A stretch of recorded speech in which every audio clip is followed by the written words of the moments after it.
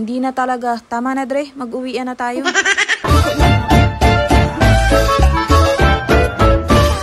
Dito na naman ako, girl. Parang alam nyo na kung saan ulit ako pupunta. Syempre, Dasma again. Meron kasing nag-birthday. Alam na maulan pa, birthday pa.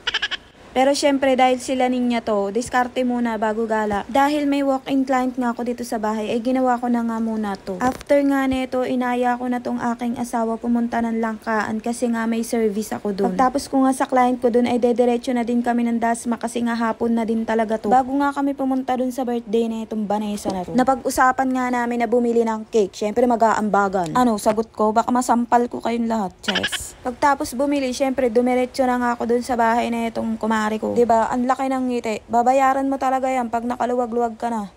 Wala nang libre ngayon, lait na lang. Hindi, naman ka Malis din. Laki ko. Namumula talaga ako. Syempre, pagdating dito, kakain agad kami. Walang mahiyain sa pamilyang to. Kain muna bago chismis. Ganun. At eto na nga, kami ng 4 to. At hindi naman talaga kami magiinom ngayon. Kasi nga sabi ko naman sa inyo, hindi kami mga palainom.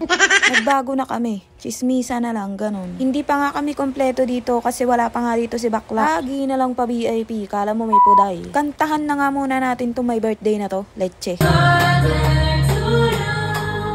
O, tama na. Nasarapan. Happy birthday pala dito sa kumari ko na isa nga sa pinakamabait talaga sa aming 5. Siyempre, mababait din kami. Kwento ko to eh. At dahil lasing na nga sila, wala tayong magagawa.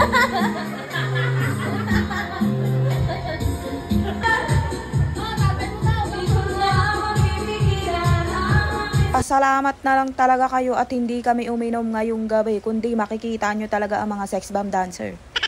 Palumpalo siya. Birthday naman eh. Pabayaan na. Maya-maya nga lang ay dumating na nga rin tong pinakamaganda sa aming lahat. Sabi niya. Kala mo naliligaw eh no? Yung nagkamali ng pasok ng isa-survey na bahay. Wrong send ka po. Walang senior dito. Arte-artehan sila o yakap-yakapan kineme.